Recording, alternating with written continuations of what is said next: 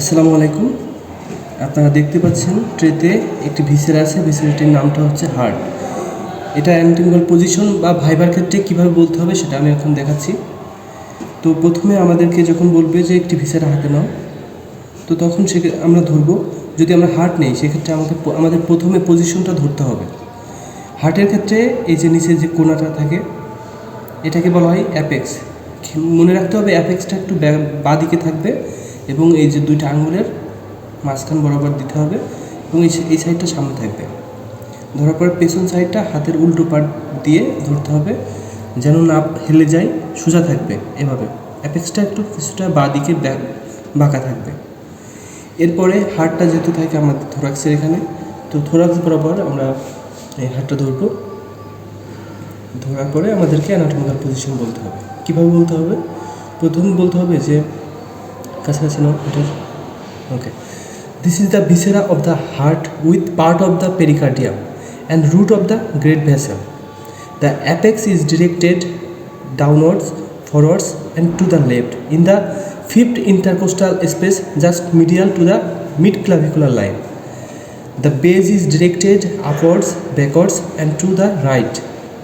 The sternocostal surface is directed forwards and upwards. The diaphragmatic surface is directed downwards and slightly backwards. এর পরবর্তীতে আমাদের প্রথমে এই anatomical পজিশনটা বলতে হবে, এটা মুখস্থ থাকতে হবে। এরপরে আমাদের যেগুলো যা যা বলতে হবে, এটা কয়টা পার্ট আছে, কয়টা বর্ডার আছে, কয়টা সারফেস আছে, কয়টা চেম্বার আছে, ভালভ আছে কী কী, ব্লাড সাপ্লাই কীভাবে হয়, আর্টস অফ এওয়ারটা কী, তারপরে গ্রেড ভেসেলগুলো কী কী, কন্ডাক্টিভ সিস্টেম, ব্লাড সার্কুলেশন। তো এই সবগুলো প্রশ্নের উত্তর যে কোনো প্রশ্নগুলো করতে পারে টিচাররা। তো আমাদের মোটামুটি ধারণা রাখতে হবে সবগুলো। যেমন আমাদের প্রথমে জানতে হবে পার্ট কয়টা। It has two part. একটা হচ্ছে অ্যাপেক্স, পিছনে থাকে base. It has two part, apex এবং base. Border, it has 3 border, right border, left border and inferior border. 3টা বর্ডার। রাইট বর্ডারটা শুরু হয় সুপিরিয়র ভেনা কাভা থেকে ইনফিরিয়র ভেনা কাভা পর্যন্ত।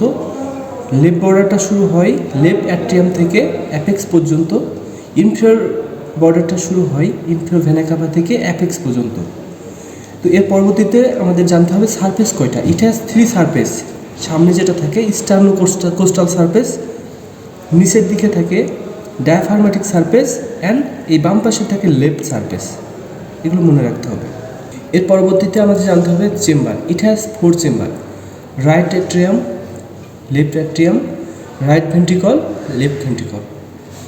এরপরে ভালভের ক্ষেত্রে বলতে হবে valve, bicuspid valve, tricuspid valve আর পালমোনারি এবং অ্যাওর্টিকের মধ্যে থাকে সেমিলুনার ভালভ। এই ভালভগুলোর নাম জিজ্ঞাসা করতে পারে। এরপরে ব্লাড সাপ্লাই। ব্লাড সাপ্লাই কীভাবে হয়?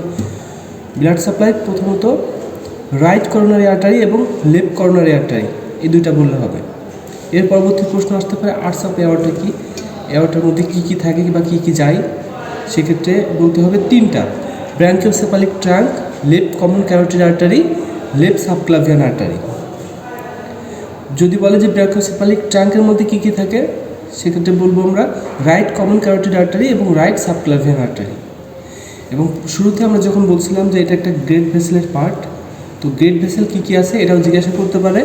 গ্রেট ভেসেল আছে ascending aorta, the pulmonary trunk, the pulmonary vein, the superior vena cava এবং ইনফিরিয়র ভেনা কাভা। এগুলো হচ্ছে গ্রেট ভেসেল। এর বাইরে আরও অনেক কিছু আছে, তবে এই মুহূর্তে আমি এতটুকুই বললাম। ধন্যবাদ সবাইকে।